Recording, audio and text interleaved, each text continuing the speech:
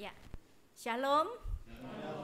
Selamat malam Bapak Ibu yang terkasih di dalam Kristus, yang menemani saya di gereja sini, dan Bapak Ibu yang ada di YouTube secara online. Salam sehat dan damai sejahtera buat kita semua ya. Sebelum kita memasuki persekutuan Bible Study, saya mau mengajak Bapak Ibu, yuk kita satukan hati, kita masuk dalam doa.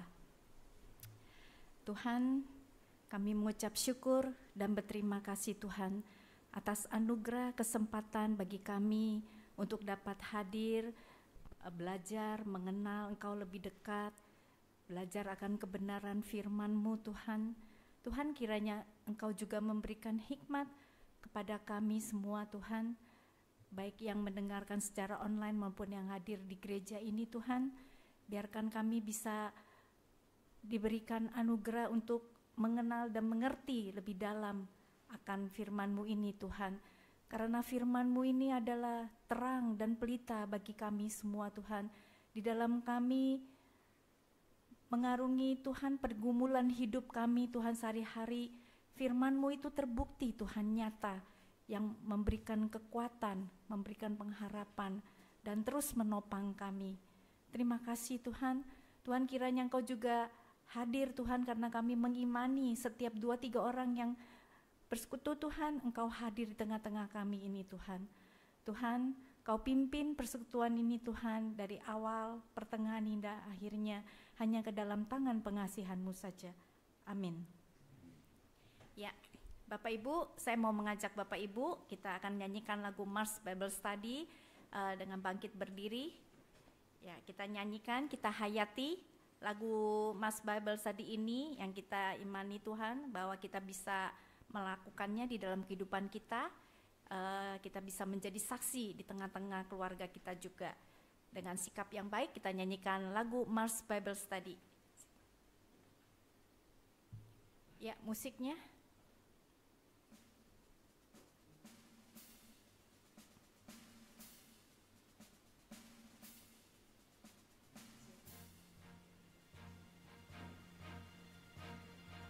Nyanyikan 2 kali ya.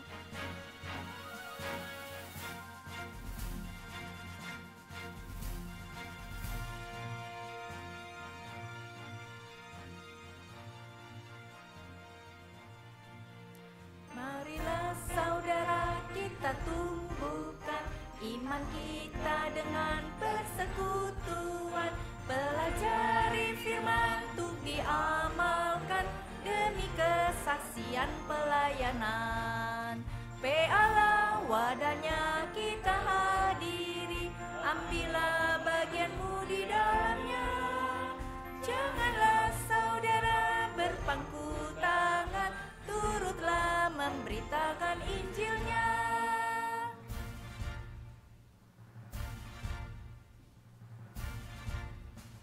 Marilah saudara kita tumbuhkan iman kita dengan persekutuan, pelajari firman untuk diamalkan demi kesaksian pelayanan. PA wadahnya kita hadiri, ambillah bagianmu di dalamnya. Janganlah saudara berpangku tangan, turutlah memberitakan Injilnya. Ya, silakan duduk. Ya, tema kita pada malam hari ini adalah firman dan pondasi hidup, yang akan dibawakan oleh Pendeta Alex Nanlohi, yang diambil dari kitab Matius 7 ayat 24 sampai 27. Ya, sebelum kita masuki persekutuan ini, kita akan naikkan satu puji-pujian lagi, yaitu dari NKB 119, nyanyikan lagi bagiku.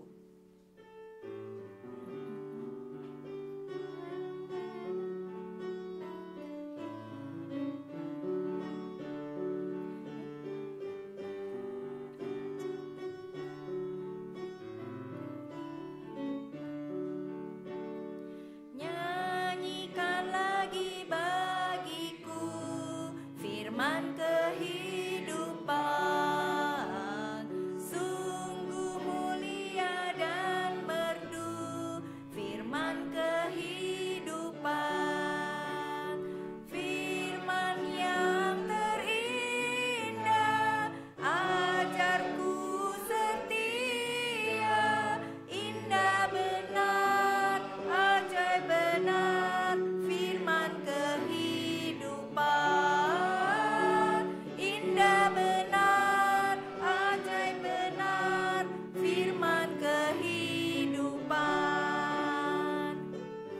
yang kedua, Kristus memberi hidup, firman kehidupan. Kristus memberi dunia firman kehidupan. Hai pendosa, dengarkanlah firman kehidupan.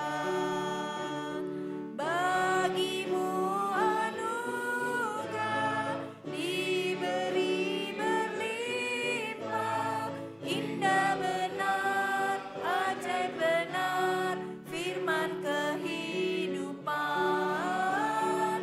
Indah benar, ajaib benar firman kehidupan. Kita nyanyikan lagi refnya sekali lagi. Indah benar, ajaib benar firman kehidupan. Indah benar, ajaib benar firman kehidupan. Ya, sungguh indah ya kalau kita bisa menikmati firman ini.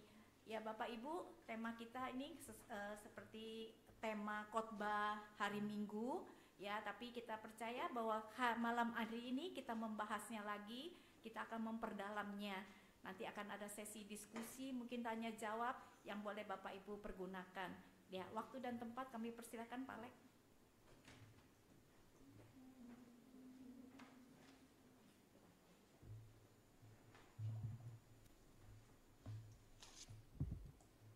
Mari kita berdoa sebelum kita nanti akan kembali belajar firman Tuhan. Mari kita berdoa. Bapa di dalam surga, kami datang dalam ucapan syukur malam hari ini. Terima kasih karena Tuhan begitu baik dan menyatakan kebaikan-Mu di dalam kehidupan kami. Kembali malam ini kami rindu bersama-sama membuka firman-Mu ya Tuhan. Dan kami mohon biarlah waktu kami membuka firman-Mu, bukalah juga hati kami. Jadikanlah hati kami seperti tanah yang baik, supaya ketika benih firman-Mu ditaburkan, itu boleh sungguh-sungguh berakar, bertumbuh dan juga berbuah nyata di dalam kehidupan kami. Berkatilah baik hamba-Mu yang menyampaikan, semua kami yang mendengar, Tuhan tolong, agar pada akhirnya kami bukan hanya jadi pendengar-pendengar firman yang setia, tapi mampukan dengan kuasa dan pertolongan dari Roh-Mu yang kudus, kami dimampukan menjadi pelaku-pelaku firman-Mu di dalam hidup kami, di dalam keseharian kami. Bersabdalah ya Tuhan, kami umat-Mu sedia mendengarnya. Di dalam satu nama yang kudus, nama yang berkuasa, nama Tuhan kami Yesus Kristus, Sang Firman yang hidup. Kami menyerahkan pemberitaan firman-Mu. Amin. Shalom. Selamat malam Bapak Ibu Saudara yang ada di gereja maupun juga yang mengikuti secara online. Bersyukur kesempatan seperti ini Tuhan berikan buat kita belajar kebenaran firman Tuhan. Bapak Ibu Saudara yang dikasihi Tuhan, apa yang kira-kira Bapak Ibu pikirkan kalau mendengarkan khotbah? Ya. Apa yang muncul di benak kita kalau mendengarkan khotbah? Biasanya bagian yang paling menarik dari khotbah itu bagian mananya? Aplikasinya ya. Apalagi mungkin yang lain? Apa bagian yang paling menarik? Kalau pembicaranya udah bilang, baiklah ini poin terakhir. Ya. Wah udah tenang tuh, udah mau selesai ya. Apalagi kalau dia bawainnya panjang begitu ya. Baik Bapak Ibu Saudara, sebagai penutup, wah kita udah mulai siap-siap pulang begitu ya. Nah, kita akan melihat satu bagian firman yang sebenarnya ini adalah bagian terakhir ya. Jadi kita akan lihat sama-sama di dalam Injil Matius pasal yang ke-7, 24 sampai 27. Saudara, ini adalah bagian terakhir dari khotbah Yesus di bukit ya. Dan apa yang menarik kalau kita bicara khotbah Yesus di bukit, satu penafsir ada yang mengatakan begini ya, coba kita lihat. Sermon on the Mount atau khotbah di bukit itu adalah bicara tentang siapakah orang Kristen atau murid Kristus. Seperti apakah murid Kristus? Jadi kalau kita mau tahu sebenarnya seperti apa hidup seorang murid, coba kita lihat khotbah di bukit. Di dalam khotbah di bukit, Yesus menggambarkan hidup seorang murid yang sejati. Ya, baik, nanti kita akan lihat sama-sama. Mari kita baca bergantian dulu, Bapak Ibu Saudara. Saya membaca ayat 24. Bapak Ibu Saudara membaca ayat yang ke-25, kita bergantian sampai 26. Ayat yang saya tulis masih terjemahan lama ya, jadi mungkin nanti ada sedikit beda dengan Bapak Ibu yang pakai terjemahan baru edisi kedua ya. Saya baca ayat 24. Setiap orang yang mendengar perkataanku ini dan melakukannya, ia sama dengan orang yang bijaksana yang mendirikan rumahnya di atas batu.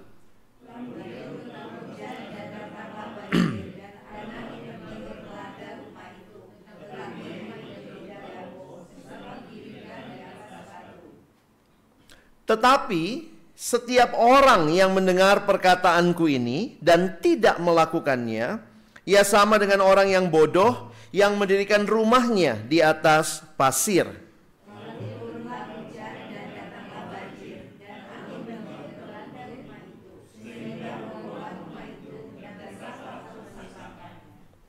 Sedemikian jauh pembacaan firman Tuhan. Berbahagialah kita yang bukan hanya membacanya, tetapi juga merenungkannya, melakukannya, dan bahkan membagikannya. Nah, Bapak Ibu Saudara yang dikasihi Tuhan, kembali lagi, khotbah di bukit adalah pengajaran Yesus tentang siapakah seorang murid. Seperti apa karakternya, seperti apa kehidupannya, seperti apa pilihan-pilihan hidupnya. Jadi kalau nanti Bapak Ibu baca keseluruhan khotbah di bukit, itu mulai dari mana? Mulai dari Matius 5, 6, dan 7. Sebenarnya ada yang bilang ini khotbah di bukit ini menarik ya. Karena kalau Yesus khotbahnya dia bacain aja tuh 15 menit selesai loh Bapak Ibu.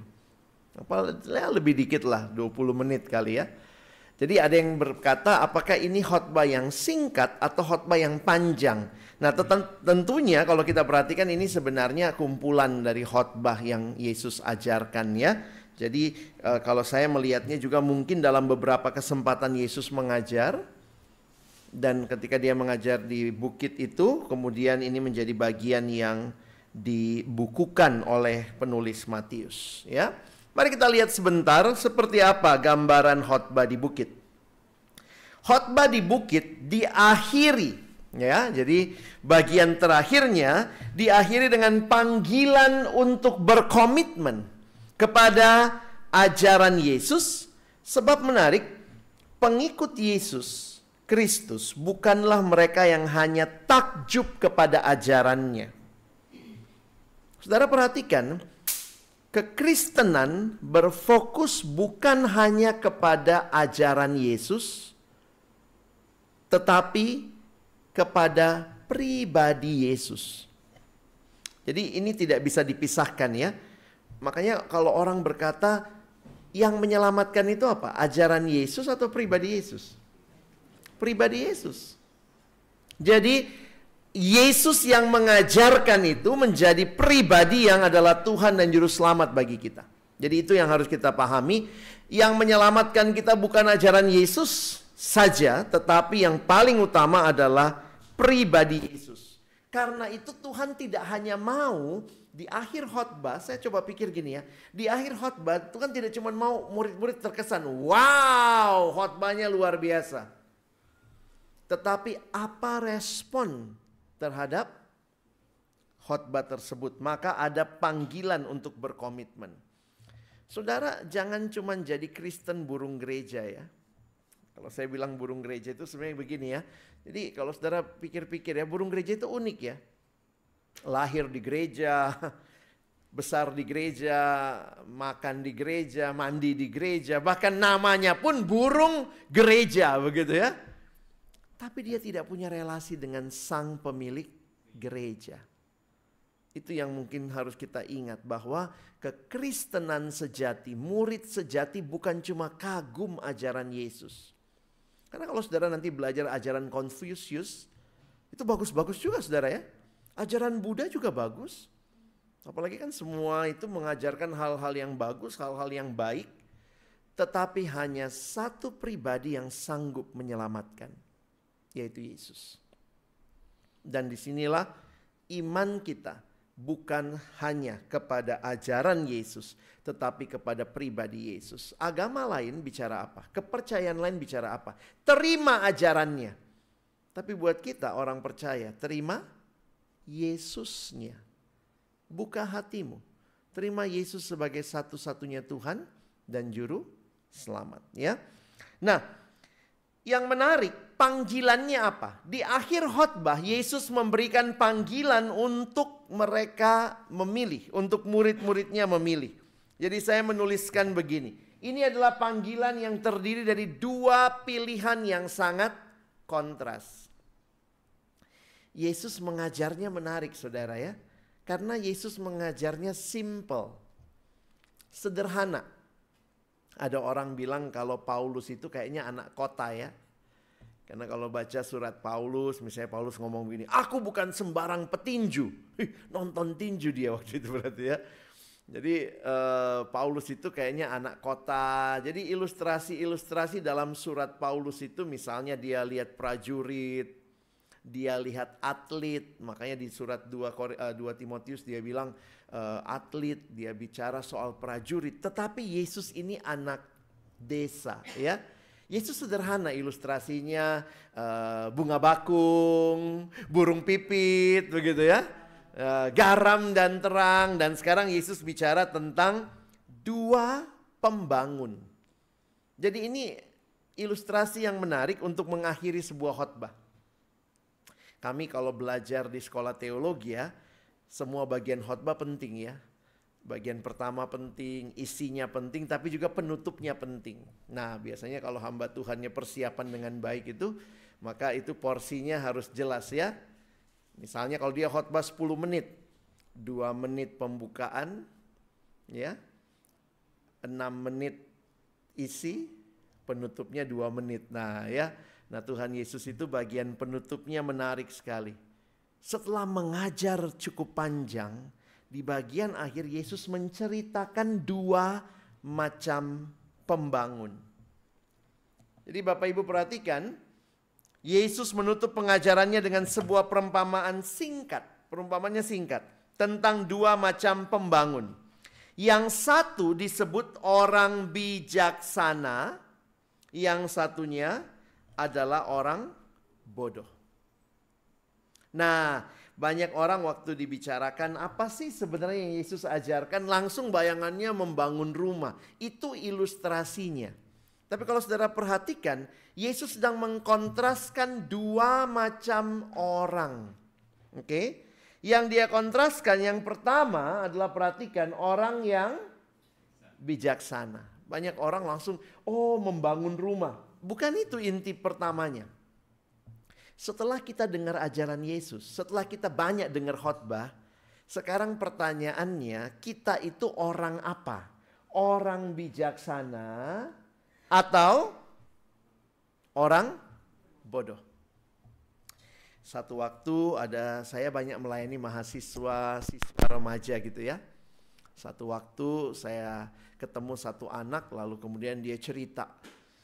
Dia ceritalah bagaimana dia dari kecil sebenarnya ikut remaja, ikut KR, atau pemuda ikut KP gitu ya. Tapi kemudian dia sudah banyak tahu firman, saudara ya. Jadi dia udah banyak tahu firman, tahu ini dan itu. Lalu jadi kalau ngomong sama dia kayaknya ya dia udah tahu lah gitu ya. Udah banyak paham begitu. Nah satu waktu dia ketemu saya, lalu dia ceritalah, iya kok gue begini kok, tapi aduh gimana ya kok. Gue udah tahu sih harusnya begini, tapi aduh gue malas banget kok. Terus kemudian saya keluarin satu kalimat yang bikin dia kaget gitu ya. Dan saya bilang, hey jangan jadi orang bodoh. Nih kaget, kok kasar amat sih ngomongnya. Bukan gue yang ngomong, Yesus no. Yesus yang ngomong. Yesus gak pakai istilah-istilah yang agak keren gitu ya. Ada dua, orang yang bijaksana atau orang yang bijaksini. Yang bijaksini ini yang bahaya nih ya. Dan mari kita lihat apa kira-kira persamaannya. Kalau saudara perhatikan dari ayat 24, orang bijaksana adalah orang yang mendengar perkataanku ini dan melakukannya. Jadi Bapak Ibu Saudara sekalian, waktu itu banyak orang yang dengar khotbah Yesus. Tetapi pada akhirnya pertanyaannya, kamu orang macam apa? Jadi dengar, melakukan. Itu namanya bijaksana. Apa yang satunya? Orang bodoh. Coba lihat orang bodoh. Dia dengar nggak? Dengar ya.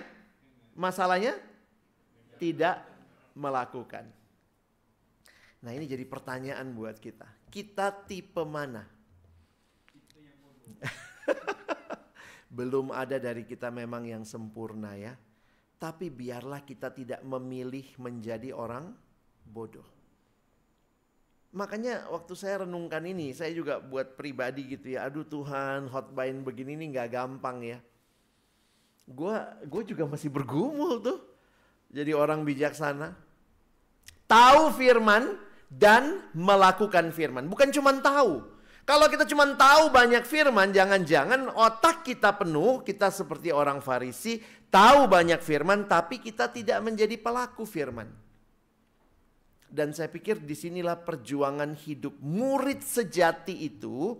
Murid yang seperti apa?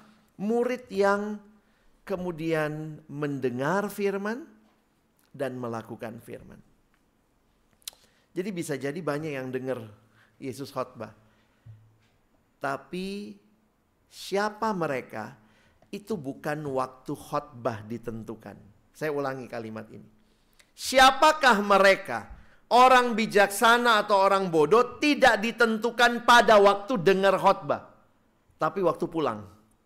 Yang satu lakukan, yang satu tidak lakukan. Nah, memang kita begitu ya. Kadang-kadang kalau dengar khotbah boro-boro ya ngelakuin ya. Syukur-syukur kalau nggak ngantuk nggak tidur. Ini kan udah dikhotbahin katanya hari Minggu kemarin ya. Jadi ada juga gitu ya sambil, memang beberapa orang berusaha ya, ada yang berusaha nyatet supaya nggak bobo ya. Jadi ada yang udah nguap-nguap begitu. Tapi pertanyaannya memang buat kita, gimana kita meresponi firman itu? Karena itu menjadi hal yang menarik. Lihat ilustrasinya. Yang satu digambarkan orang yang mendirikan rumah di atas batu. Di mana-mana pondasi itu penting. Dan pondasi itu seperti tema malam ini, pondasi itu harusnya adalah kehidupan yang mendengar dan melakukan firman. Lalu ada ujiannya, turun hujan, datang banjir, angin, nah ini udah semua nih, angin, hujan, banjir begitu ya. Lalu rumah itu tidak rubuh. Sementara satu lagi, datang lagi badai. Tapi karena didirikan di atas pasir, lihat kerusakannya bukan cuma rusak, hebatlah kerusakannya. Itu yang Yesus berikan gambaran. Jadi saya membayangkan Tuhan Yesus tidak cuma senang banyak orang dengar khotbahnya ya. Tapi pulang dari sini, ini orang jadi orang bijaksana atau jadi orang bodoh, pilihannya ada pada masing-masing. Saya banyak ketemu anak remaja juga gitu ya. Jadi kadang-kadang ditanya, saat teduh penting nggak? Oh penting banget kok. Itu perintah Tuhan misalnya ya. Atau apa, baca firman Tuhan. Dengan apakah seorang muda mempertahankan kelakuannya bersih, menjaganya sesuai dengan firman Tuhan, bangun disiplin rohani, bangun pagi, baca Alkitab, merenungkan firman. Jadi saat teduh penting, penting kok. Kamu tahu nggak? Tahu. Melakukan. Nah itu masalahnya kok. Gitu ya. Waktu ditanya, gimana saat teduhmu yang kamu bilang penting itu? Gimana saat teduhmu? Teduh kok, teduh sekali. Ini jadi pertanyaan buat kita. Makanya sebenarnya challenge buat kita, baik saya yang menyampaikan firman, maupun saudara yang setiap minggu dengar firman, tengah minggu ikut PA, ikut lagi acara lain. Banyak firman, setiap pagi mungkin kita baca renungkan firman Tuhan. Apakah kemudian itu menjadi kehidupan kita? Kita tahu harus mengampuni, tapi jangan-jangan di rumah lagi perang dingin nih. Tahu sih, Benar ya, belum ada dari kita yang sempurna. Tapi kiranya arah kita adalah arah menjadi orang bijaksana. Bukan jadi orang bodoh. Ada orang begitu dengar firman suka gitu ya. Ih, coba dia datang, pas banget firman ini buat dia. Selalu buat orang lain gitu ya. Buat kita sendiri gimana? Jangan selalu mikir gitu, ih coba lu datang tadi, itu pas banget tuh firman buat lo. Bapak Ibu, saya tadi naik gokar ke sini ya. Saya kaget juga ya. Yang tadi nyupirin gokar itu, begitu dia lihat saya naik, dia langsung bilang, Pak Alex ya? Iya bener sih, ada di aplikasi kan.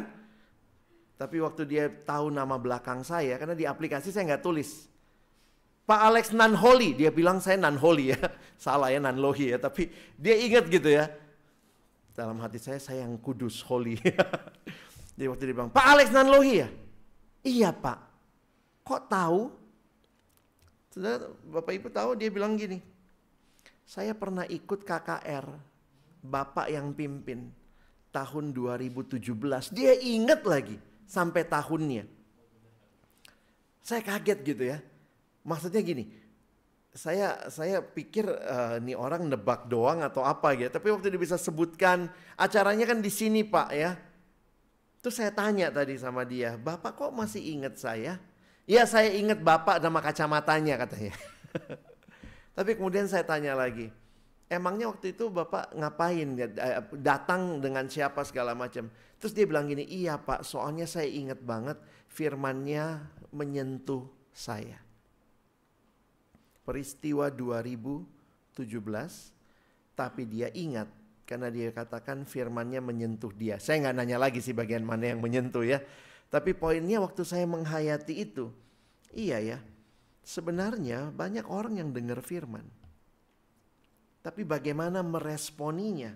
Maka kalau kita bikin perbandingan Bapak Ibu ya, mendirikan rumah di atas batu, menggambarkan sikap yang mendengar dan melakukan kehendak Yesus. Dari luar sama-sama kelihatan rumah. Sama-sama datang duduk begitu ya. Dari luar kedua rumah terlihat mirip. Namun di mana ujiannya ketika ada badai menunjukkan bahan sesungguhnya dari masing-masing rumah tersebut. Jadi kalau Bapak Ibu mau coba membandingkan, kira-kira perbandingannya bisa begini. Orang bodoh sama orang bijaksana sama-sama mendengar. Lalu apa bedanya?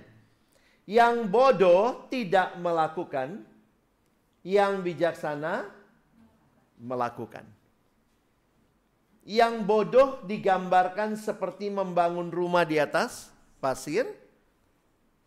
Orang bijaksana membangun rumah di atas batu. Lihat ya, Yesus tutup khotbahnya dengan tantangan ini. Jadi kira-kira kalau pakai bahasa sekarang di habis khotbah, berbahagialah orang yang miskin di hadapan Allah. Jangan kamu khawatir akan hidupmu, itu Matius 6 ya. Terus kemudian Yesus tutup. Udah dengar semua kan? Pulang pilih. Mau jadi orang bijaksana atau jadi orang bodoh. Di mana ujiannya? Ketika ada badai. Seorang penafsir bilang begini. Badai melambangkan hari penghakiman yang akan memisahkan kedua rumah.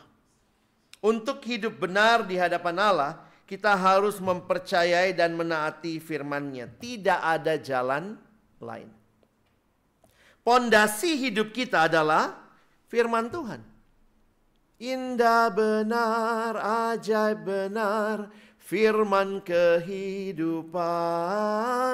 Itulah yang menjadi pondasi kehidupan Kristiani kita. Mana yang akan saudara pilih ketika menjalani hidup di dunia ini? Mau jadi orang bodoh atau mau jadi orang bijaksana? Tapi bagi saya yang menarik adalah ternyata pilihan ini, karena saya baca beberapa penafsir, saya cukup kaget ya. Mereka tidak hanya mengkaitkan badai itu dengan Kita suka ngomong, oh badai kehidupan, terpaan ekonomi, terpaan relasi, oh ada masalah sakit penyakit. Betul, itu semua bisa kita katakan sebagai badai. Tapi beberapa penafsir yang saya baca mengkaitkan itu dengan kekekalan. Karena badai apa yang terakhir dan terbesar yang akan manusia alami? Disitulah menyatakan siapa murid sejati, siapa yang bukan. Maka sesungguhnya ini bukan sekadar pilihan saat ini, tapi ini punya konsekuensi dalam kekekalan. Saya kutip seorang penafsir bernama David Platt, ya. Dia bilang begini, kita harus mendengar Yesus ketika dia mengatakan ada badai yang datang. Dia tidak berbicara tentang apa yang sering kita identifikasi sebagai badai kehidupan.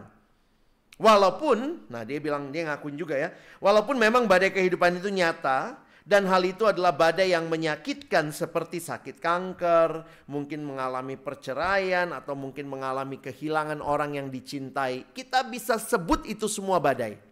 Oke? Namun yang Yesus bicarakan menurut dia, mengacu pada realitas bencana final dan badai masa depan yang benar-benar menghancurkan, yaitu penghakiman Tuhan. Mungkin akan terjadi malam ini, atau mungkin 10.000 tahun dari sekarang, karena kita belum tahu kapan Yesus datang kedua kali.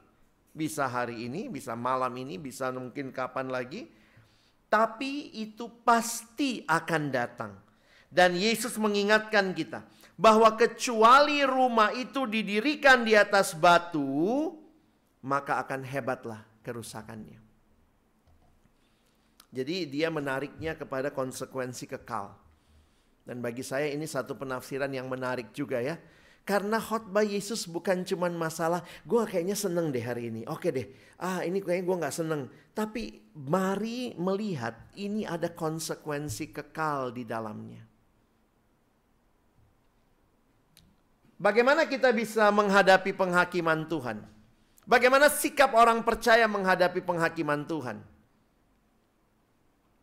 Kita bersyukur karena Yesus yang mati dan bangkit itu menjadi juru selamat bagi kita. Kenapa kekristenan disebut Injil? Kenapa berita kita itu Injil? Apa artinya Injil? Kabar baik. Kabar baik tentang apa? Keselamatan. Keselamatan itu apa? Hidup kekal. Terus dihukum nggak? Loh, kalau keselamatan hidup kekal berarti tidak dihukum. Loh, kok bisa nggak dihukum? Enak banget. Makanya namanya Injil. Kalau dihukum itu bukan namanya Injil, itu namanya konsekuensi aja. Kenapa disebut Injil? Karena beritanya bahwa ada satu pribadi yang menggantikan saya yang harusnya dihukum. Jadi jangan berpikir bahwa Tuhan tidak menghukum. Tuhan tetap menghukum. Tapi siapa yang dia hukum? Anaknya, Yesus Kristus, menggantikan kita. Makanya di kayu salib itu terjadi pertukaran besar. The Great Exchange. Harusnya saya yang disalib, harusnya saya yang binasa. Tapi Injil mengatakan saya selamat, saya yang harusnya binasa sekarang saya hidup kekal. Lalu siapa yang menggantikan hukuman? Yesus Kristus. Inilah Injil, berita sukacita. Makanya kenapa kita harus beritakan Injil? Kita ceritakan pada orang-orang bahwa ada satu pribadi yang selamatkan kamu. Kamu tidak perlu berusaha dengan amal perbuatan supaya masuk surga. Ada satu pribadi yang sanggup menyelamatkan engkau. Yaitu Yesus Kristus. Makanya Kristen punya berita Injil. Kita nggak takut menghadapi penghakiman. Kenapa? Kita nggak dihukum.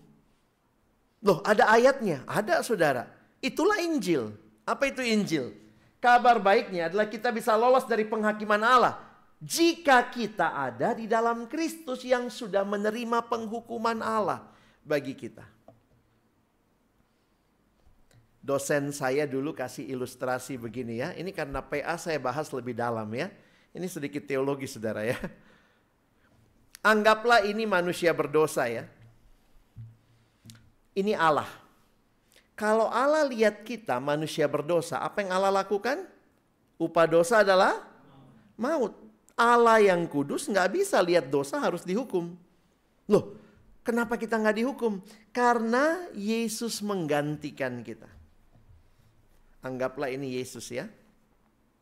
Maka waktu kita diselamatkan oleh anugerah Allah, sekarang kita terima Yesus, kita ada di dalam Dia, Dia ada di dalam kita.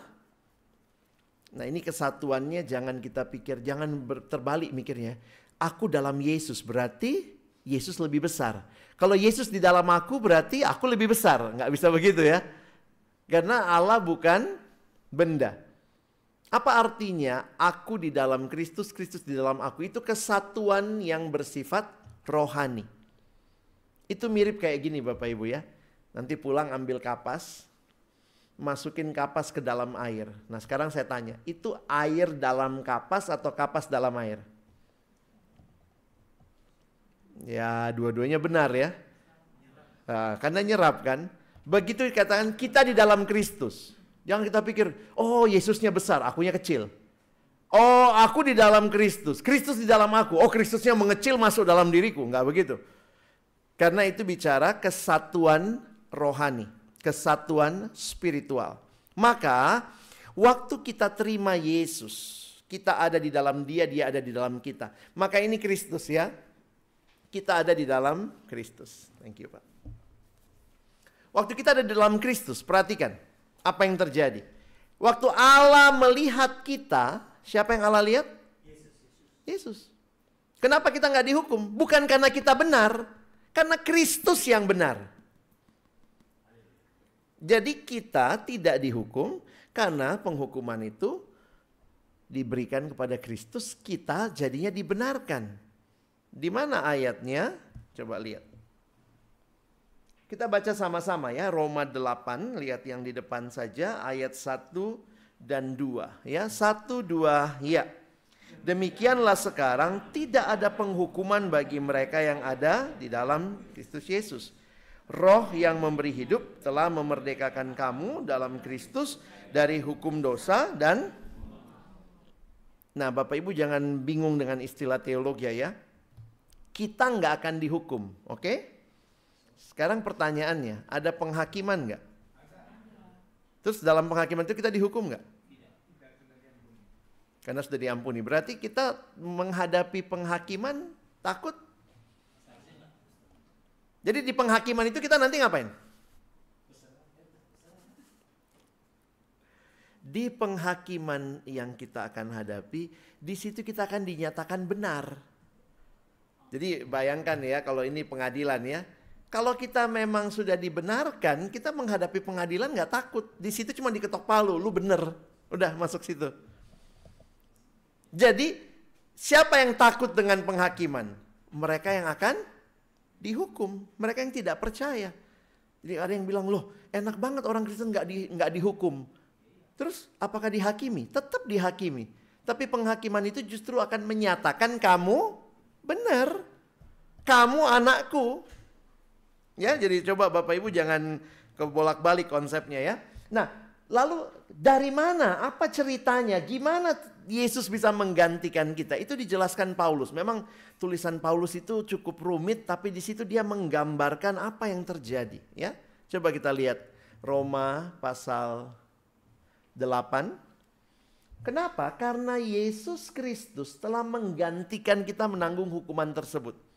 Jadi Bapak Ibu jangan pikir hukumannya tidak ada. Tetap ada hukuman. Namanya dosa harus dihukum. Tapi yang menerima hukuman itu adalah Yesus. Di mana ayatnya ini? Kita baca ya. 1, 2 ya. Sebab apa yang tidak mungkin dilakukan oleh hukum Taurat karena tak berdaya oleh daging, telah dilakukan oleh Allah. Dengan jalan mengutus anaknya sendiri dalam daging, yang serupa dengan daging yang dikuasai dosa. Karena dosa, ia telah menjatuhkan hukuman atas dosa di dalam daging, supaya tuntutan hukum Taurat digenapi di dalam kita, yang tidak hidup menurut daging, tetapi menurut roh. Jadi itulah yang kita harus hayati ya. Kalaupun khotbah di bukit ini diakhiri dengan pilihan, kita bisa lihat dua tingkat. Ini pilihan untuk mau jadi orang bijaksana atau mau jadi orang bodoh. Tetapi juga ini pilihan yang lebih dalam. Kamu mau percaya Yesus artinya hidup kekal, atau kamu tetap mau menjadi orang yang binasa. Dan di situ kita lihat betapa pentingnya Injil diberitakan. Makanya saya tulis sebagai penutup ini ya. Serahkan dirimu sepenuhnya kepadanya. Jangan bergantung pada diri sendiri. Percayalah sepenuhnya kepada Sang Juru Selamat. Itulah Injil. Kenapa? Yesus sendiri bilang kan, bahwa akulah jalan dan kebenaran dan hidup. Tidak ada seorang pun yang datang kepada Bapa kalau tidak melalui aku. Ingat baik-baik Bapak Ibu Saudara, Yesus itu bukan hanya pemanis hidup kita sekarang. Tapi pilihan Yesus adalah anak Allah yang tunggal, menentukan nasib kekal kita. Percaya padanya, hidup kekal. Tidak percaya, binasa. Nah, ini menjadi satu hal yang menarik di akhir khotbah Yesus. Dia memberikan pilihan sedalam ini kepada orang-orang yang mendengar khotbahnya. Bagaimana dengan kita saat ini? Saya pikir sih kita jadi orang-orang yang harusnya terus meyakini ya. Jadilah orang-orang bijaksana. Saya pikir respon apa yang tepat bagi kita? Harusnya sih ini saudara ya. Terus bertumbuh. Maka mari terus bertumbuh dalam hidup kita supaya kita makin kenal Tuhan, makin memilih apa yang Tuhan mau, makin jadi orang yang melakukan firman, bukan cuma banyak dengar firman. Dan untuk bisa bertumbuh, jangan lupa ya, Tuhan itu tidak nyuruh sesuatu lalu nggak kasih modal. Tuhan kasih modal saudara ya. Ada 3 hal yang Tuhan kasih supaya saudara dan saya bertumbuh. Yang pertama Tuhan kasih apa? Roh Kudus. Roh Kudus diberikan di dalam hati setiap kita yang percaya. Kita orang-orang Calvinis, orang-orang yang dari gereja-gereja Protestan percaya ya, Roh Kudus sudah ada dalam diri setiap orang yang percaya. Beberapa gereja lain kan merasanya Roh Kudus itu mesti diundang lagi masuk sendiri gitu. Makanya ada gereja-gereja, ada kebaktian untuk dipenuhi roh segala macam. Kenapa kok di GKI nggak ada gitu ya? Kita kurang Roh Kudus? Oh enggak, karena keyakinan kita Roh Kudus sudah diberikan. Tahu dari mana? Ya dari Alkitab. Allah kan Tritunggal, masa terima Yesus Roh Kudus ketinggalan di luar? Jadi ya sorry ya kalau saya karena yakin bahwa keselamatan dalam Kristus, terima Yesus sama dengan terima Roh Kudus. Nah, walaupun ada gereja lain di luar sana melihatnya 2 pengalaman terpisah. Terima Yesus, nanti terima Roh Kudus lagi. Perlu penumpangan tangan pendetanya, nanti perlu menggelepar-gelepar. Oh itu baru terima Roh Kudus. Itu roh kuda kali ya, sampai jadi aneh begitu ya. Buat saya no. Ayatnya di mana Pak? Coba lihat 1 Korintus 12. Ada ayatnya di Alkitab. Jadi jangan aneh-aneh juga ya, ikut-ikut yang gak jelas gitu ya. Dalam arti saya begini ya, kita perlu menguji semua ajaran ya. Korintus 12, 1 Korintus 12, coba Bapak Ibu lihat ayat 3.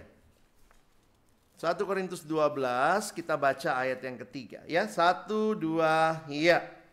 Karena itu aku mau meyakinkan kamu bahwa tidak ada seorang pun yang berkata-kata oleh Roh Allah dapat berkata, terkutuklah Yesus. Dan tidak ada seorang pun yang dapat mengaku Yesus adalah Tuhan selain oleh.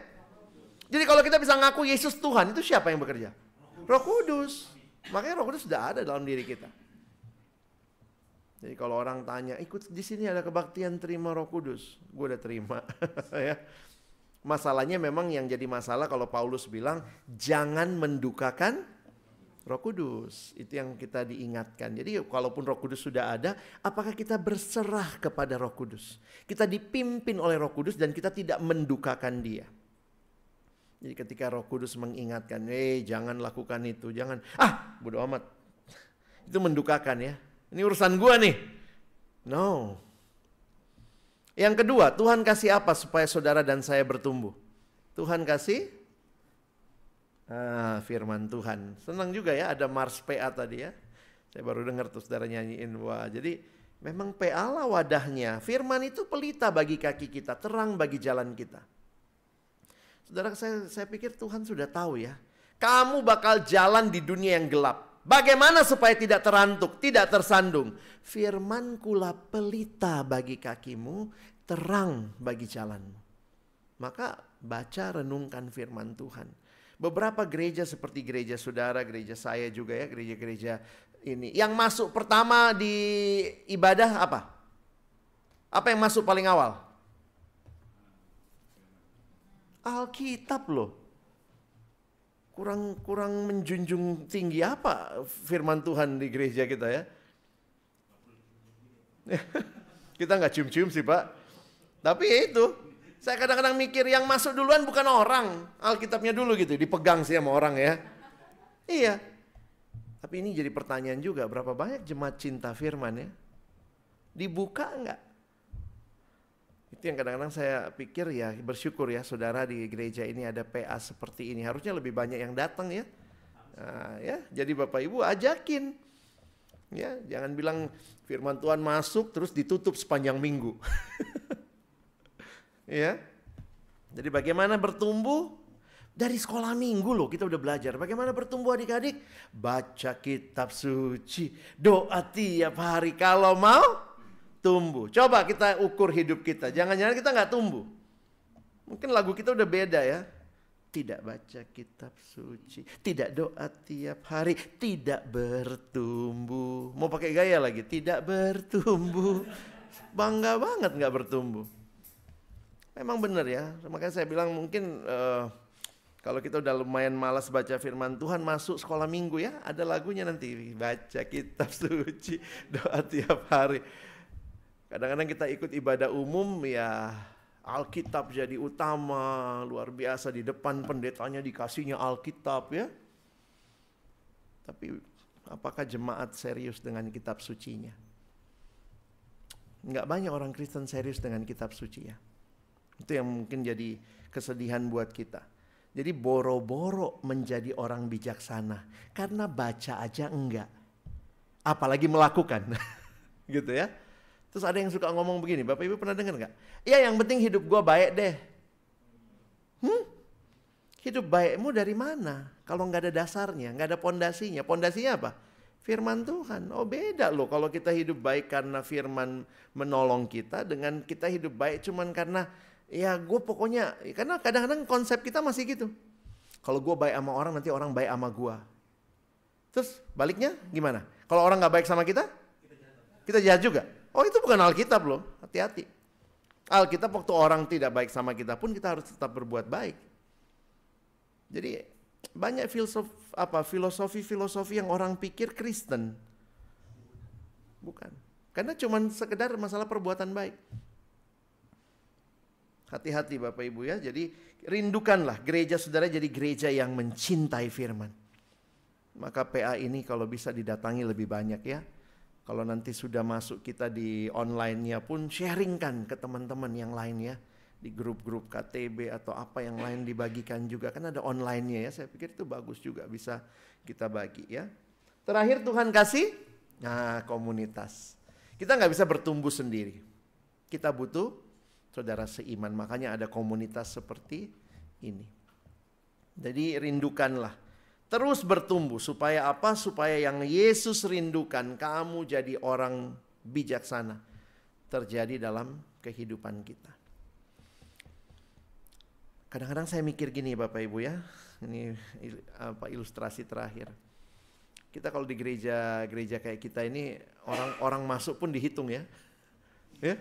Ya. Cetek gitu ya. Saya kadang-kadang suka gitu ya, pengen 2 kali deh dihitung habis dari toilet, gue lagi. Ya, cetek. Terus yang kita laporin minggu depan, berapa yang? Berapa yang datang kan? Tapi kira-kira Tuhan lihatnya apa ya? 300 yang datang kebaktian pertama. Tapi berapa orang bijaksananya? Berapa banyak orang bijaksananya? Jangan-jangan datang 300 tapi mungkin ya kita nggak menghakimi ya. Tapi kita mesti lihat. Kita melihat jumlah, tapi Tuhan melihat siapa yang bijaksana, yang tahu firman-Ku dan melakukan firman. Belum ada yang sempurna, tapi kiranya kita terus bertumbuh. Kalau kita gagal, bangkit lagi. Gagal, bangkit lagi. Jadi jangan kemudian gagal, ya sudahlah gue bodoh aja seumur hidup gitu ya, enggak. Kiranya firman Tuhan menolong kita ya. Oke, saya berhenti di sini. Silakan Bapak Ibu Saudara, kalau ada pertanyaan, ada sharing, silakan.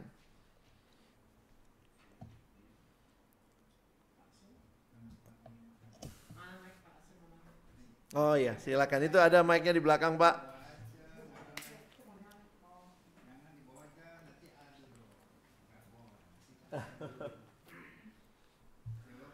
Shalom, Pak.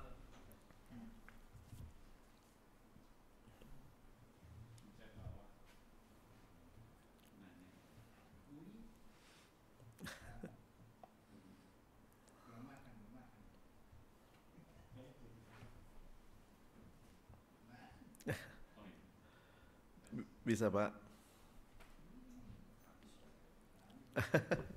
Kedengaran kenceng kok, Pak. Silakan. Udah. Tes. Nih, udah. Shalom Pak. Shalom. Saya mau tanya nih. Baca firman sama dengar firman pentingin mana Pak? Saya tiap malam pagi 24 jam dengar firman. Di pagi jam di apa tuh? Pak Tong kan nonstop. Iya. Saya dengar firman sampai tidur. Pagi kan dia jam 5 ada firman Tuhan. Terus baca sama dengar penting apa? Saya baca kurang gitu, tapi saya responkan semua firman Tuhan saya lakukan. Saya lakukan bukan tangan kanan masuk kiri keluar, saya responkan, saya jalankan, maafin orang, banyak diam, lakukan baik, duduk kayak Tuhan, belajar ibadah, dekat ibadah, kita aktifin ibadah. Bagaimana? Pentingan baca apa dekat kaki Tuhan?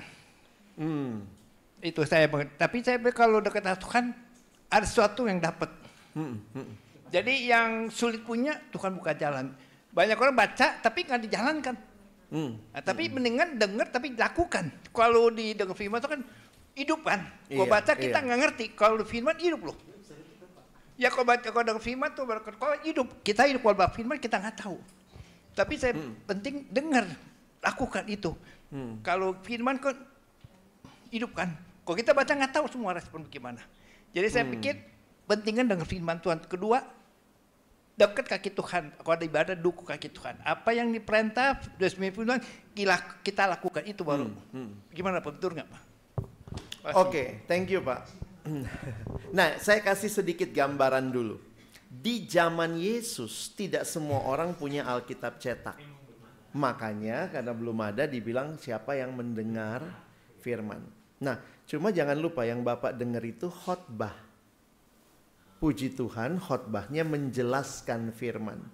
Bagi saya, oke. Tetapi jangan lupa di dalam khotbah juga ada tentunya setiap orang punya penafsiran atau setiap bagian, sehingga izinkan juga Bapak dengarkan.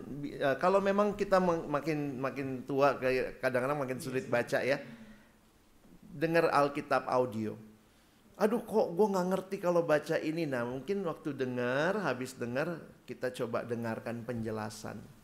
Jadi sebenarnya saya harus tetap membedakan antara mendengar khotbah dan mendengar firman. Karena firman yang dimaksud itu adalah Alkitabnya. Tapi apakah itu menolong? Ya kalau itu menolong kita memahami isi Alkitab ya itu bagus. Tapi jangan lupa, kenapa? Ada juga orang lain kan misalnya ya, dari gereja lain juga khotbah. Semua bilang firman. Nah, firmannya siapa nih ya? Ini nubuatan ya. Apa lu buat apa ku buat atau nubuat gitu ya. Siapa yang buat begitu. Nah, itulah makanya begini. Waktu kita makin bertumbuh sebenarnya kita makin bisa memahami apa yang firman Tuhan sampaikan. Ya. Jadi saya senang kalau hamba Tuhannya itu benar-benar mengkhotbahkan firman. Tapi ada juga khotbah-khotbah nggak buka Alkitab. Kadang bingung saya. Walaupun yang dia omongin benar, tapi kadang-kadang kalau dia nggak buka Alkitab, saya takutnya ya. Buat gereja kita yang Alkitab duluan masuk begitu ya. Jadi Bapak Ibu tetap harus kritis juga sama hamba-hamba Tuhan untuk mereka mengajarkan kitab suci. Saya pernah waktu masih remaja ikut kebaktian di gereja X ya, saya nggak usah sebut ya. Tapi waktu di situ hamba Tuhannya ngangkat Alkitab sih, tapi nggak dibuka. Udah hafal Pak? Udah hafal ya. Tapi sampai habis selesai ibadah tuh ya dia cuma gini-gini, gitu-gitu aja. Dalam hati saya nih Alkitab kalau bisa nangis gile, sakit banget gue dipukul mulu dari tadi tapi nggak dibuka gitu ya. Nah kalau buat saya, ya GKI kan Bapak Ibu masih di GKI ya. Panjang nggak baca Alkitabnya hari Minggu? 4 bacaan itu leksionari ya. Puas-puas dah gitu ya. Tapi itulah realita sebenarnya gereja yang mau menghidupi firman. Firman dibacakan. Dan waktu firman disampaikan itu menjadi kekuatan bagi jemaat. Apalagi setelah itu disertai dengan penjelasan. Itulah namanya khotbah. Jadi harusnya sih sinkron Pak. Tapi kita punya hikmat Pak. Bahwa itu pendeta kalau di khotbah dia doa dulu, buka kitab. Kita respon, kita punya hikmat. Iya. Jadi kita dapat benar nggak jalan sesuai dengan firman. Dia doa, baca kitab langsung itu baru benar. Karena kita harus punya hikmat. Jangan Betul. asal ngomong saja. Penting kita bagaimana sama Tuhan, sama Dia. Betul. Jadi kita buangan bodoh aja. Kita hidup Tuhan bilang berhikmat lah. Bahwa dia ngomong belum tentu benar. Pendeta juga manusia biasa-biasa. Betul. Jadi kita penting hikmat bisa tahu bahwa ini pendeta utus Tuhan. Jadi saya juga bukan sembarangan Pak. Jadi juga bukan banyak. GBI juga asal ngomong capcok. Tapi kita harus saring. Iya, Pendeta banyak loh. Benar, Pak. Sekarang bagaimana di YouTube kejadian saya nggak sebut ya. Iya. Saya nggak sebut, berarti saya bisa aduh Tuhan, mereka nama gede tapi nama Tuhan, nama gereja di bawah malu. Bagaimana bisa bawa jemaat selamat? Betul. Jadi jadi Tuhan jangan lihat manusia, lihat Tuhan. Kita saring firman Tuhan, benar nggak dibawa baikkan sesuai dengan, terus lihat tingkah lakunya, hidupnya benar nggak? Itu. Jangan lihat manusia, dia juga manusia kan pendeta manusia. Benar. Kita punya hikmat. Kalau dia salah kita jangan ikutin. Memang firman tapi jangan ikut. Jangan ikut yang salahnya. Jangan salahnya. Gitu aja. Nah, gitu, cuma Pak. itu Pak, kadang-kadang yang saya agak takut sekarang banyak yang kayak gitu. Pendeta gue nggak mungkin salah. Hah? Pendeta lu Tuhan gitu ya. Jadi maksudnya kita pun harus jadi jemaat seperti Bapak bilang, berhikmat dan bisa, kan Tuhan juga bilang ujilah segala macam roh. Ya, jadi jangan karena dia hamba Tuhan, dia pendeta, oh pasti benar. Oh enggak juga. Sebelum tadi itu, kalau Bapak Ibu baca Matius 7 di atasnya, Yesus bicara pengajar sesat. Dan satu penafsir bilang begini, perhatikan Yesus mengatakan mereka melakukan banyak sampai 3 kali kata banyak muncul, menunjukkan bahwa mereka bernubuat demi namaku, melakukan banyak mujizat. Tapi Yesus bilang, maaf, aku tidak kenal kamu. Jadi memang kita pun juga sebagai jemaat harus apa ya? Ya pakai kata berhikmat lah ya. Saya mau pakai kata cerdas ya, karena banyak juga jemaat goblok ya. Asal pendeta dia pikir pasti benar. Padahal poinnya adalah pendeta yang mengkhotbahkan firman Tuhan itu yang kita harus ikuti. Ya. Ada lagi? Malam Pak, saya Saud. Ya. Pak siapa Pak? Saud Pak. Pak Saud, iya silakan Pak. Di kekristenan kita sebetulnya harus membentuk suatu iman. Nah, bagaimanakah kita bisa membentuk iman kita sekuat batu cadas, Pak? Terus ada lagi, apakah ini masih ada kesinambungan dengan batu penjuru dan batu karang? Apakah ketika batu cadas itu mungkin nggak tahu ya, batu cadasnya tidak digambarkan sebesar apa. selebar apa? Apakah dengan berkorelasi dengan batu penjuru, batu cadas itu bisa menjadi lebih besar itu Pak? Maksud saya gitu, apa? Dengan menjalankan firman itu Pak, atau menurut Bapak bagaimana? Masih adakah korelasinya dengan batu penjuru dan batu karang Pak? Di dalam Alkitab ada beberapa istilah yang dipakai untuk menunjukkan tentang siapa Yesus.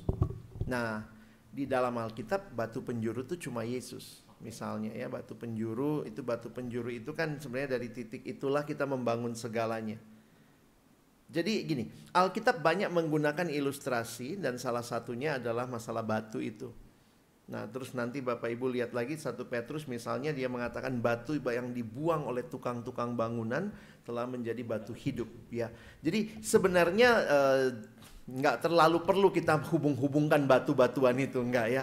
Tapi lebih kepada begini. Saya lebih menggunakan apa yang ditulis di 1 Korintus 3. Coba kita lihat sebentar ya. 1 Korintus 3, saya pikir bagian kita bukan, karena pondasinya sebenarnya Yesus ya. Nah, Yesus kebenarannya, firman-Nya. Maka 1 Korintus 3 di ayat 10. Iya. Sesuai dengan anugerah Allah yang diberikan kepadaku, aku sebagai seorang ahli bangunan yang terampil telah meletakkan dasar dan orang lain terus membangun terus di atasnya. Namun tiap-tiap orang harus memperhatikan bagaimana ia harus membangun di atasnya. Sebab tidak ada seorang pun yang dapat meletakkan dasar lain daripada dasar yang telah diletakkan, yaitu Yesus Kristus. Jadi makanya kalau ditanya sebenarnya pondasinya apa? Pondasinya Yesus. Jadi batu karang itu sebetulnya ada Iya. di batu penjuru itu. Iya, batu karang itu kan gambaran Yesus. Cadas itu ada di batu pondasi kita sebetulnya ada di atas pondasi Yesus itu sendiri. Yes. Dan di atas itulah kita membangun. Jadi jangan sampai kita merasa kitalah pondasinya. Oke, itu dia. Jangan dibalik. Gitu. Apakah besar dan kecilnya ada? Iya. Kalau pondasinya mendasarnya Yesus, ya tidak terlihat mana yang harus. Iya, betul. Karena Yesus. Bagi saya, karena nanti kalau tidak kita akan merasa gini, oh kalau batu gua kecil, rumah gua kecil nanti. Iya. Kalau batu gua gede, rumah gua gede. Iya. Seolah-olah nanti usaha kita membuat. Nah, saya tidak lihat itu sih. Intinya tetap dasarnya Yesus. Ada yang lain, Bapak Ibu? Silakan, Pak. Menjadi seorang yang bijaksana kan tadi dikatakan kita harus mendengar dan melakukan Iya, ya. iya. Melakukan perintah Tuhan kan begitu tinggi, begitu mulia, begitu sempurna. Saya merasa kok sulit sekali melakukannya itu, Pak. Apakah kalau kita belum melakukan hal-hal yang Tuhan perintahkan, kita tidak bijaksana, Pak? Karena saya melihat, karena ajaran Tuhan itu kan begitu luar biasa kan. Kasih musuhmu, segala macam. Kadang-kadang kita belum bisa menerimanya, Pak. Kadang kita malah menyakiti. Kalau seorang suami menyakiti istri. Kayak belum sempurna, Pak. Apakah itu bisa dikatakan sebagai orang Kristen yang tidak bijaksana, walaupun kita udah berpuluh-puluh tahun udah ubanan ikut Tuhan, tapi masih ada gagalnya? Apakah kita bisa dikatakan tidak bijaksana, Pak? Iya. Realitanya begini dulu, Pak, bahwa kita tidak mungkin sempurna. Maksudnya selama kita masih hidup dalam dunia ini, kita masih dalam pergumulan, perjuangan melawan dosa, kita belum sempurna. Dan memang Alkitab juga mengingatkan tidak mungkin sempurna sekarang, nanti waktu Yesus datang. Tapi arahnya, ini yang saya bilang tadi masalah arahnya. Ketidaksempurnaan kita itu tidak membuat kita, jadi saya juga enggak, kalau buat saya waktu melihat PA ini, jadi orang Kristen itu orang yang mana? Sebenarnya orang Kristen itu orang yang bijaksana. Karena dasarnya udah Yesus kan. Nah, tapi memang realitanya kita belum sempurna bijaksananya. Karena kita masih jatuh bangun di dalam dosa yang kadang-kadang masih seperti orang bodoh. Nah, jadi arahnya yang penting bagi saya. Jadi arahnya Bapak Ibu sekarang mau berjuang. Jadi gini, jangan dibalik kalimatnya. Susah jadi kayak Yesus. Kalau sudah begitu arahnya, berarti memang kita tidak sedang mengarahkan hidup kita untuk menjadi seperti Kristus. Nah, lalu bagaimana arah yang benar?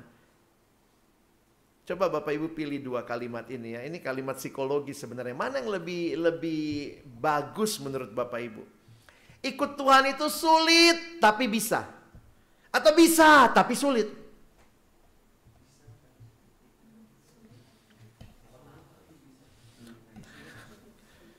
Kadang-kadang kalau kita dengar khotbah gitu ya, wah bisa nih, pulang ada komitmen. Tapi pulangnya aduh susah banget sih. Atau lebih baik kita ngaku, ikut Tuhan tuh sulit. Tapi bisa. Nah pertanyaannya, kok bisa? Karena ada Roh Kudus. Loh, tapi Roh Kudus ini makanya jangan dukakan Roh Kudus. Kalau Roh Kudus bilang, lu ampunin deh, aduh gua malu, males gitu. Kalau gua ngampunin kan kayaknya turun harga diri gua gitu. Nah jadi saya ingat salah satu pendeta kasih ilustrasi begini ya. Mungkin ini gambaran aja, saya pakai ilustrasinya ini bule tadinya tapi saya bikin Indonesia. Ada orang disuruh pidato kayak Bung Karno. Ini Bapak Ibu mungkin pada kenal Bung Karno ya. Bung Karno kalau pidato kan ya. Ada satu orang disuruh pidato kayak Bung Karno. Dia bilang, gue kagak bisa pidato kayak Bung Karno. Kenapa? Gue bukan Bung Karno. Tapi, kalau rohnya Bung Karno ada dalam gue bisa dimampukan untuk pidato kayak Bung Karno. Dengan kekuatan kita sendiri, mau hidup kayak Yesus nggak bisa. Tapi kalau Roh Kudus itu diam di dalam kita, roh itu akan menolong kita untuk bisa mengikuti apa yang Tuhan mau. Ada saatnya kita gagal, tapi roh itu bangkitkan kita lagi. Jadi Bapak Ibu masih ingat buah roh? Ya, Alkitab bicara buah roh. Sebenarnya itu bukan buah-buah roh ya. Kalau kita pelajari baik-baik, itu kalimat aslinya bukan buah-buah roh, kesannya banyak buah. Itu satu buah, 9 rasa. Kalah tuh nano-nano ya. Satu permen 3 rasa doang. Karena Alkitab bilang, buah roh adalah kasih, sukacita, damai sejahtera, dan seterusnya ya. Nah pertanyaan saya, itu buahnya siapa? Itu bukan buah kita. Itu buahnya kalau Roh Kudus diam dalam aku berserah, maka buahnya kasih. Saya ini pendendam. Alex ini pendendam. Alex ini tidak sabaran. Tapi kalau Roh Kudus diam di dalam saya, maka buah kehadiran Roh Kudus dalam diri si Alex bisa mengasihi, bisa sabar. Coba Bapak Ibu perhatikan ya. Bandingkan hidup kita. Iya ya, gue dulu gak sabaran banget sama suami, sama istri. Terus makin lama kok gue makin sabar ya. Jangan sombong. Wah gue hebat kan. Puji diri. Haleluya gitu. Jangan. Kita makin menyadari. Iya ya waktu gue makin. Tadi senang ya Bapak. Tadi Bapak bilang. Kapan mesti diam. Kita diam. Itu kan pasti bukan Bapak. Bapak tuh dulunya pasti cerewet ya Pak ya. Pasti ya. Sekarang masih ada juga sisanya kan. Maksudnya kita tuh berubah. Kalau Bapak Ibu lihat perubahan kita tuh kadang kagum gitu ya. Tuhan hebat ya, bukan saya yang hebat. Makin kita serahkan diri dipimpin sama Tuhan, Tuhan pimpin kita. Tapi belum sempurna Pak, memang belum, pelan-pelan ya. Sedikit, kita perlu balik sekolah minggu nih, lagunya semua di sekolah minggu ya. Sedikit demi sedikit, tiap hari, tiap sifat. Yesus mengubahku, dia ubahku sejak ku terima dia. Hidup dalam anugerahnya, Yesus mengubahku, dia ubahku. Oh juru selamatku bukan seperti yang dulu lagi. Meskipun nampak lambat, namun ku tahu ku pasti sempurna nanti. Usulin lah ya di KU nyanyi lagi lagu itu ya. Kita nyanyi di lagu-lagu kayak begitu sederhana, kata-katanya lugas lagi. Kalau kadang-kadang kan kata-kata di Kidung Jemaat tuh udah rumit kata-katanya gitu, kita bingung juga. Tapi thank you Pak, itu pergumulan real kita. Dan bersyukur Tuhan kasih Roh Kudus. Ada lagi? Mungkin yang mau tanya atau mau sharing juga nggak apa-apa, yang nggak mesti nanya ya. Mungkin ada yang Bapak Ibu lihat, alami, bisa kita cerita. Silakan Bu. Ya, Mike biar yang di rumah bisa dengar. Oh, ini kalau yang di YouTube juga ada yang mau nanya boleh. Iya, silakan ya. Ini berkaitan dengan firman sebagai pondasi hidup, Pak. Kita kan berusaha memberikan pondasi untuk anak-anak yang masih remaja nih. Kadang-kadang ponakan saya itu nggak ke gereja, susah bangun tidur lah. Tapi di satu sisi katanya jangan dipaksa, nanti dia malah makin menjauh, gitu Pak. Kadang saya ya udah kalau kamu nggak mau ke gereja minggu depan pergi gitu. Sebaiknya kita agak memaksa atau membiarkan. Ini dia masih SMP kelas 3 lah Pak. SMP 3 ya. Iya, jadi dia kadang-kadang boleh nggak ke gereja ini karena ada teman. Saya sih mengiyakan, tapi sempat satu kali ke yang Abalef lagi tuh Pak. Cuma akhirnya kalau saya bilang sama saya ikut, saya denger dulu gimana pengajarannya. Nah, itu dia lebih ke temennya gitu kadang Pak. Sedangkan saya kan masih ke yang injili gitu. Iya. Dia ke GKJ saya kasih gitu. Tapi ini udah ke Abalef cuma sekali doang sih waktu itu. Jadi gimana ya Pak untuk menghadapi remaja ini Pak? Wah, ini menarik ini ya. Kita perlu memang melihat bahwa anak remaja menjadi masa depan kan buat gereja juga, dan sebenarnya iman dan hidup dia butuh firman. Mungkin kalau saya kasih usulnya begini ya Bu, karena saya banyak di remaja ya, jadi saya juga sadar betul dipaksa salah. Iya Pak, saya juga ngajak dia ini ke Alex, yang dia di Metodis Pak dia Pak. Iya ya. Bapak baru retret di Metodis. Baru retret Metodis, iya, ya, betul. ya, betul. Dia nggak mau. Sebenarnya kalau mau kita usahakan dua-duanya ya, misalnya kalau di rumah bisa memulai ibadah sederhana. Nah ini yang saya lihat memang banyak yang waktu anak udah remaja baru mau mulai maksa ibadah. Harusnya sih dari dia lebih kecil. Minimal di rumah ada family altar seminggu sekali atau sebulan sekali. Jadi maksudnya itu untuk menciptakan juga bahwa kita keluarga Kristen mau bangun suasana yang rohani. Mungkin banyak dari kita nggak ngalamin, saya pun juga nggak ngalamin walaupun besar di keluarga Kristen, itu aneh. Tapi saya pikir buat keluarga-keluarga sekarang, saya pikir kalau masih ada anak yang masih kecil, sejak kecil kita ajakin. Nah kalau sudah gede gimana? Kalau sudah gede misalnya memang perlu pendekatan ya. Pendekatan dengan orang-orang yang mungkin bisa melihat dia sebagai adik. Memang agak sulit dengan keluarga dalam arti begini. Pendekatan keluarga itu bisa pendekatan orang tua anak, tante ponakan, om ponakan ya. Tapi di gereja itu pendekatannya menarik, biasanya koko cici. Pembimbing remaja itu kan biasanya koko atau cici buat mereka. Jadi saya pikir tidak kalau bisa terbuka kasih nomornya ke koko cicinya untuk mereka juga yang mengajak. Karena apa? Di sisi yang lain, jadi ini bukan cuma effort dari rumah, tapi juga sebenarnya ada komunitas yang rindu menyambut dia. Beberapa anak memang kalau datang itu juga kayak ya sudah karena dipaksa, di situ juga kayak ya nggak pernah diajakin khusus misalnya begitu. Jadi beberapa pendekatan bisa dilakukan termasuk pendekatan melibatkan gereja untuk mengajak ya. Nah tapi di sisi yang lain sih saya pikir kalau ikut teman ya saya setuju perlu diawasi ke tempat mana. Dan itu mungkin anak sekarang kan gitu ya ikut teman gitu. Tapi memang ikut temannya itu yang kita mesti cek ya. Tentu di semua gereja pasti punya perbedaan. Nah itu yang kita mesti ngomong pelan-pelan juga kasih tahu. Misalnya kenapa berbeda? Karena bisa jadi mereka pulang sama pertanyaan. Apalagi kalau mereka udah mulai keseringan ke situ, melihat, mungkin mau mulai pelayanan, kayaknya gue kalau di situ mesti dibaptis ulang deh. Nah itu kita udah bingung dah. Lu mau baptis ulang, emang kurang airnya dulu. Tapi itu yang kadang-kadang jadi masalah.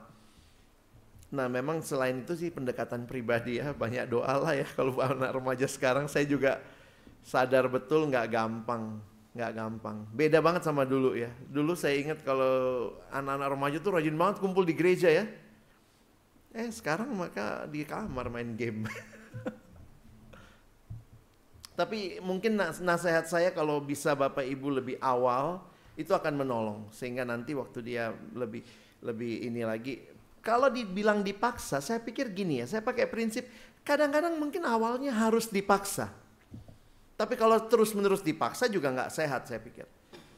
Beberapa kesempatan ikut camp remaja pemuda, red remaja itu bisa jadi momen mengakrabkan. Beberapa anak malas ke gereja, kenapa? Kenapa dia ikut temennya? Berarti nggak ada temennya di gereja kan? Nah itu yang kadang-kadang kita mesti juga, kenapa saya bilang tadi libatin koko cicinya gitu ya.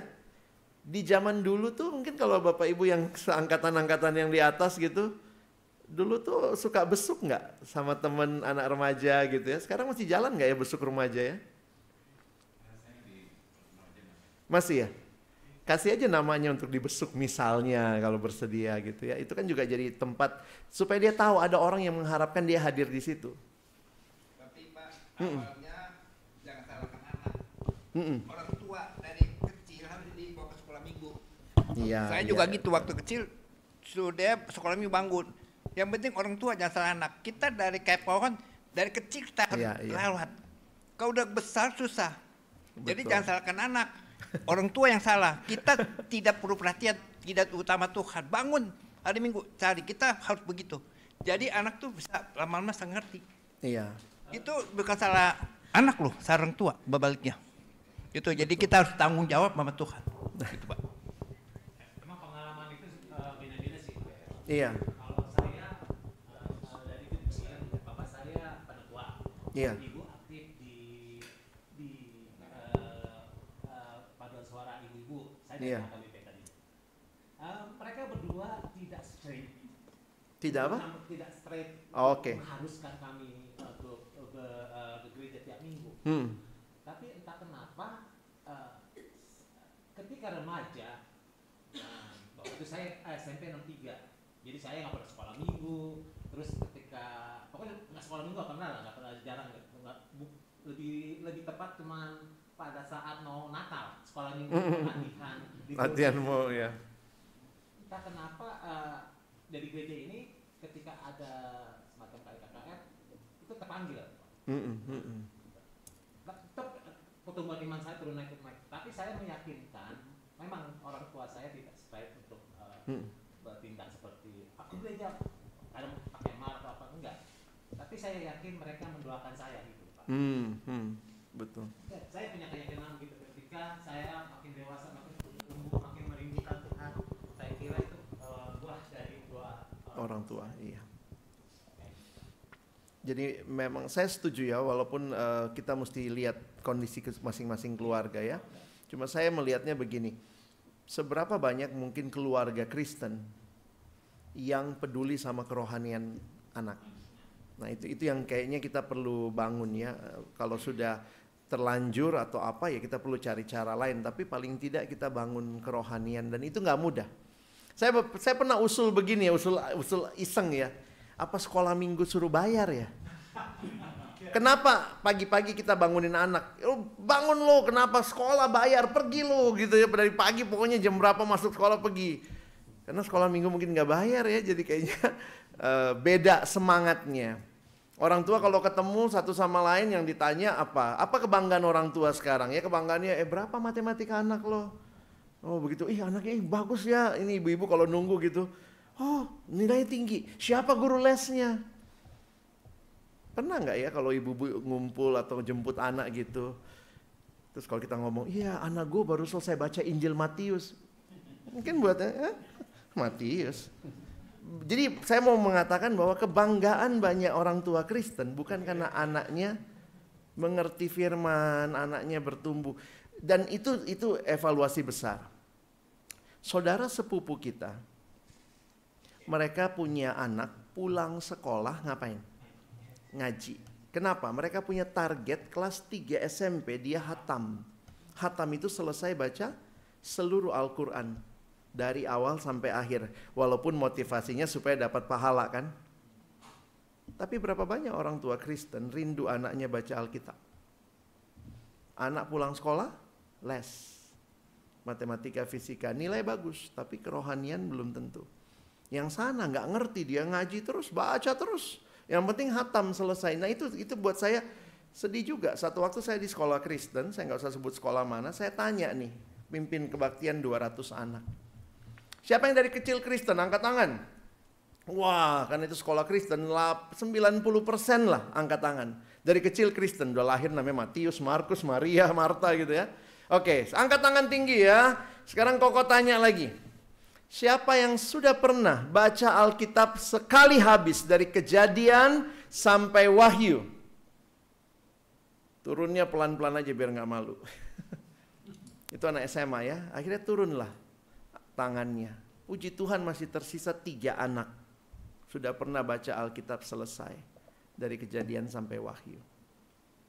Saya cuma mau menyatakan ya, kita gereja yang Alkitab masuk pertama. Apa-apa Alkitab, semuanya Alkitab. Tapi ternyata banyak kebanggaan banyak orang tua Kristen, bukan anaknya ngerti Alkitab. Jadi itu memang jadi pergumulan, sehingga saya jujur tidak menyalahkan juga keluarga-keluarga yang udah terlanjur tidak rohani dari awalnya. Saya juga nggak rohani dari awalnya. Kumpul-kumpul kami apa? Makan, bukan baca Alkitab kan? Nah, kalau kita masih punya kesempatan, mulailah sebulan sekali. Atau kalau agak susah, setiap kali ulang tahun ada ibadah singkat lah. Yang kita ciptakan suasana itu. Karena kalau kita nggak ciptakan, apa warisan kita buat anak-anak? Bukan uang, uang bikin berantem. Harusnya firman Tuhan ya. Nah itu yang saya harap kita bangun ya. Nah gereja menyediakan, tapi juga saya sadar kebaktian remaja pemuda kadang-kadang gitu. Dia datang, beberapa anak remaja pemuda itu datang, tapi dia nggak belong di situ sih. Apalagi kalau dia nggak sekolah di sekitar sini ya. Sekolah di mana, sampai sini bukan temannya semua. Jadi datang ke kebaktian nih semua main HP. Saya kalau lihat anak remaja sekarang datang ke kebaktian semua tunduk main HP gitu ya. Saya pikir ya kita mesti cari cara juga ya, cari cara. Nah makanya biasanya yang bikin akrab itu kalau kayak remaja. Ya yang awalnya asing tapi pulang tuh minggu depan gue mau datang, ada teman kamar gue saya gitu ya. Nah itu yang kadang-kadang saya pikir kita coba kalau ada kesempatan seperti itu paksa dikit supaya ikut, kita anterin. Nah mudah-mudahan pulang dari situ dia merasa punya teman, jadi dia bisa ikut temennya. Kan ini masa-masa mereka berteman sih, jadi saya nggak salahin kalau dia mau pergi ke gereja teman. Tapi pertanyaannya, di gereja ini ada temennya nggak? Berarti kan itu yang mesti kita ciptakan. Satu lagi mungkin sebelum kita selesai. Bapak Ibu di YouTube ada? Kalau ada pertanyaan.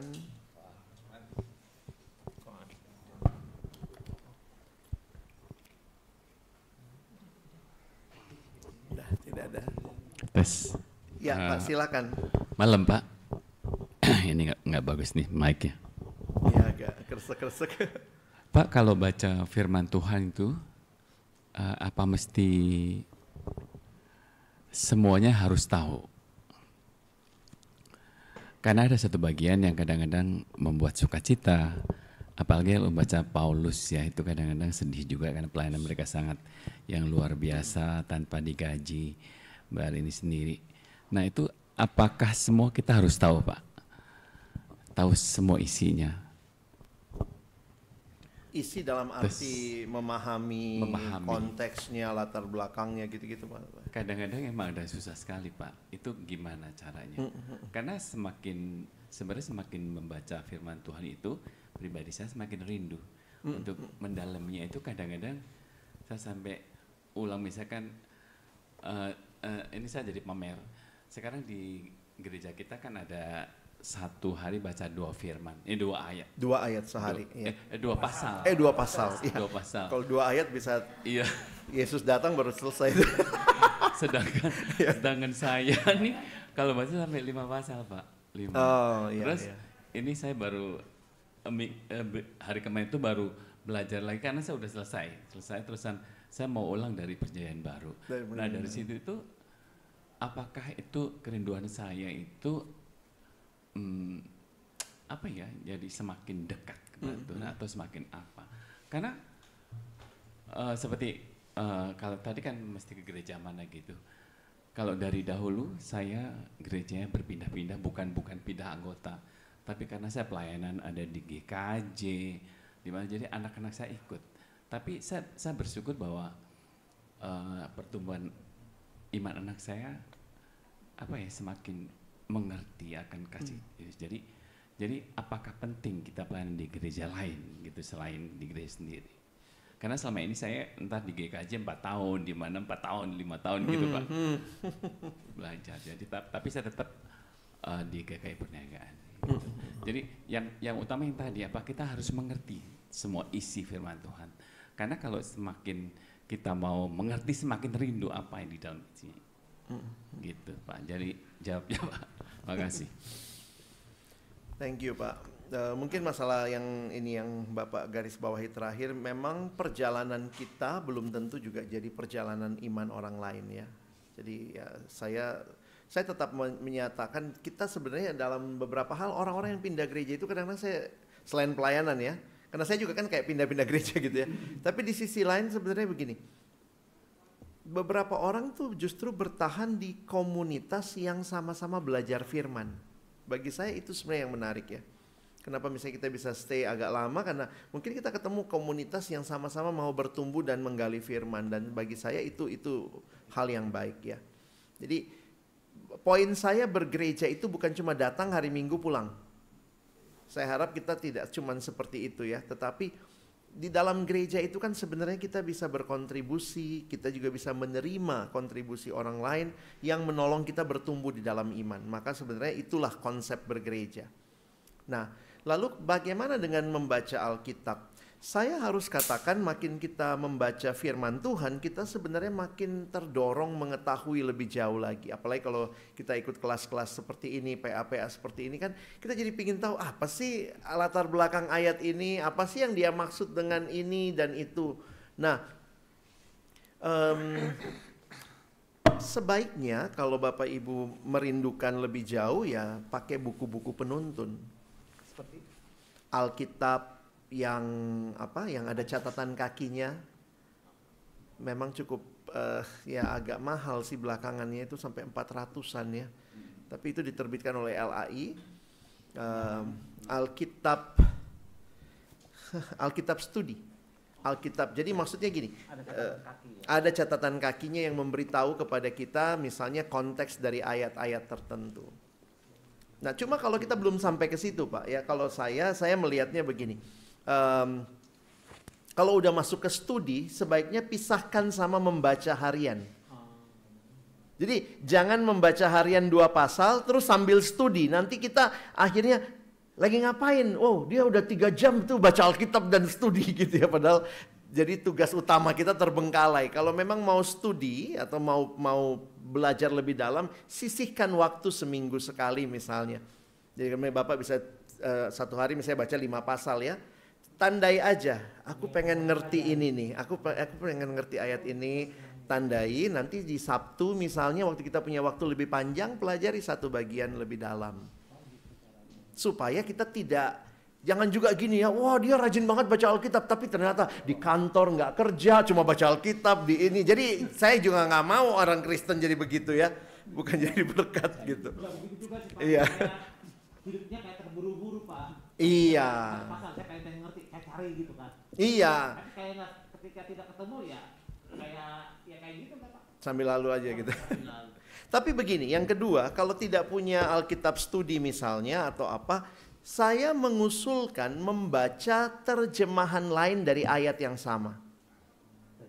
Nah, makanya Bapak Ibu kalau ada HP, di HP itu saya usulkan mendownload yang namanya bukan Sabda sih ya, kalau Sabda terlalu coba cari yang namanya YouVersion Bible.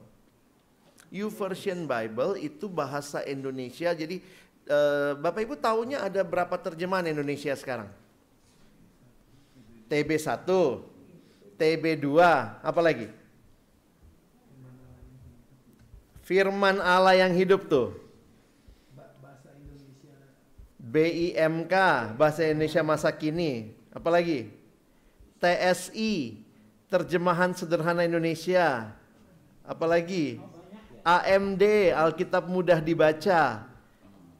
Jadi sekarang Indonesia aja udah punya pilihan lebih dari 5. Jadi maksudnya gini, kalau Bapak Ibu bingung membaca, jadi gini ya, kalau nanti kapan-kapan kita pelajari, kenapa Alkitab beda-beda? Karena ada yang ingin mempertahankan bahasa aslinya, strukturnya, ada yang ingin mempertahankan ingin menolong orang mengerti artinya. Satu sangat harafiah sehingga sebenarnya agak susah kita baca. Yang satu tuh sangat relevan sehingga menolong kita mengerti artinya. Nah, Alkitab yang baik sebenarnya ada di tengah-tengah. Dia tetap sedikit harafiah, tapi memang makanya kenapa di Indonesia di bahasa Inggris lebih banyak lagi tuh. Jadi kalau kita lihat rentangnya, yang sini mempertahankan struktur, yang sini mempertahankan arti. Nah, semua terjemahan itu ada di spektrum ini. Nah, Indonesia, Alkitab kita ini Alkitab yang lebih dekat ke literal, lebih dekat ke sini. Karena harafiah, maka dipertahankan istilah-istilah yang ada di Alkitab aslinya. Misalnya, Paulus bilang begini, jangan kamu, Allah bicara begini sama, Yesus bicara begini sama Paulus, susah bagimu menendang ke galah rangsang. Nah, apa itu galah rangsang? Kenapa Alkitab kita tetap menggunakan galah rangsang? Karena Alkitab kita mempertahankan struktur harafiahnya. Galah rangsang itu ternyata karena kan Alkitab ditulis dalam konteks orang waktu itu. Zaman itu kalau ada sapi itu biar jalan lurus, maka dikasih bambu itu galah. Di sampingnya Bapak Ibu itu ditaruh kayak duri. Jadi gini, begitu dia ke sini, aduh sakit, dia balik lagi lurus. Itu namanya galah rangsang. Kuk itu beda lagi.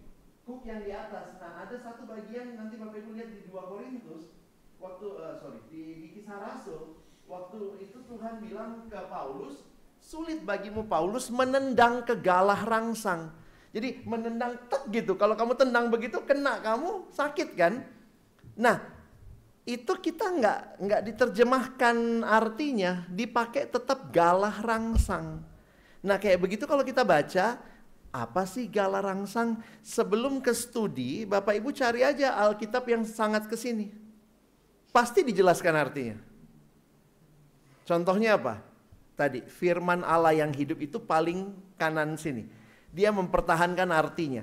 Jadi saya sendiri kadang-kadang kalau tidak sempat buka tafsiran, apa sih arti ayat ini? Bandingkan aja. Nah, sekarang ada lagi yang namanya TSI, Terjemahan Sederhana Indonesia. Kalau baca itu nggak ngerti, berarti kita yang kurang sederhana. Itu udah gampang banget dah. Jadi itu udah, atau AMD, Alkitab mudah dibaca. Itu ada di mana? Itu satu aplikasi semua di YouVersion Bible. YouVersion Bible, nanti pilih bagian Indonesianya, lalu nanti Bapak Ibu bisa membandingkan. You kamu, karena dia aslinya Inggris Bu. YouVersion, sambung semua di Google Play Store.